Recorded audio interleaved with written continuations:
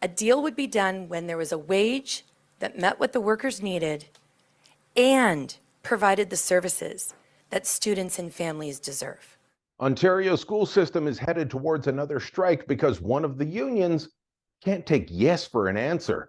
Hi, I'm Brian Lilley, political columnist with the Toronto Sun. We're well aware of the travails of CUPE, the union that represents educational support workers. We're talking clerical staff, custodians, cleaners, educational assistants, ECE workers. We've heard time and again from their president, Laura Walton, that these are the lowest paid education workers in the province. We've heard time and again that they can't live on poverty wages, low wages, that too many of their workers make just $39,000 a year. Laura Walton has made this all about wages, all about incomes.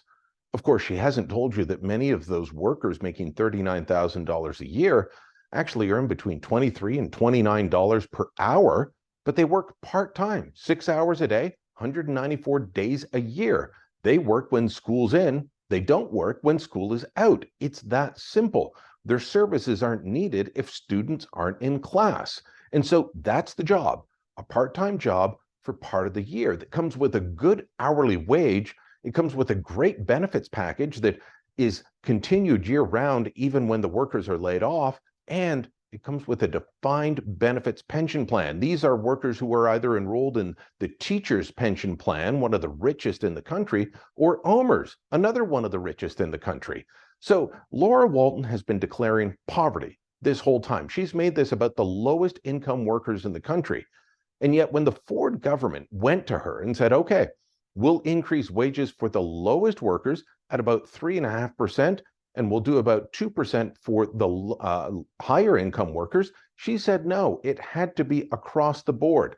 So the government gave in to that, just like they said they would rescind Bill 28, the back to work legislation with the notwithstanding clause included. They backed off of adjusting the sick days benefits, which are paid out at 11 days at 100% and then 120 at 90%.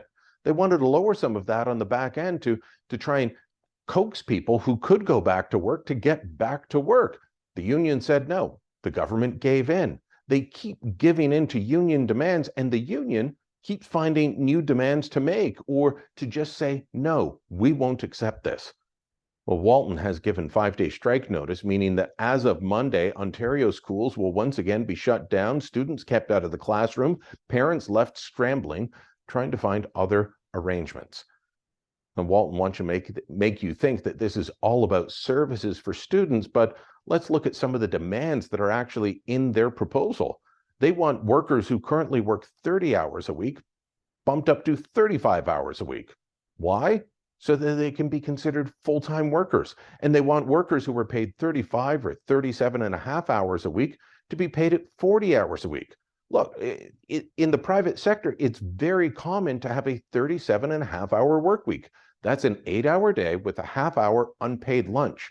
Pretty standard, not good enough. You've got to be paid for 40 hours. They want 5 days paid prep time for any workers that deal with students. They're not teachers. They're ECE workers and EAs. They are assistants to the teachers. They're not leading the lesson plan. So this is not needed. They want 30 days or 30 minutes a day of paid prep time for those same workers as well. They want the National Day for Truth and Reconciliation to be declared a statutory holiday so that their workers get paid double time for being in the classroom on that day. All of these things are about improving the incomes of workers and by extension the union, but they're not about actually increasing the services for students. They've got demands for up to 7 weeks of paid vacation time. They've got demands that casual employees be paid the same as full-time employees. This is about income. This is about money for both workers and the union. It's not about the students. And CUPE claiming otherwise is simply false. But that is what they're trying to do.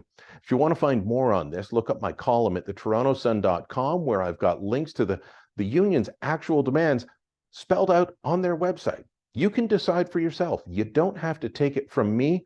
I've also got links to their contract showing how much they're making. This is not a fight to make things better for students.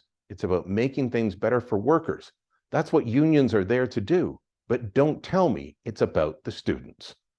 Let me know what you think. Post this to social media, drop a comment down below, and don't forget to subscribe to our channel.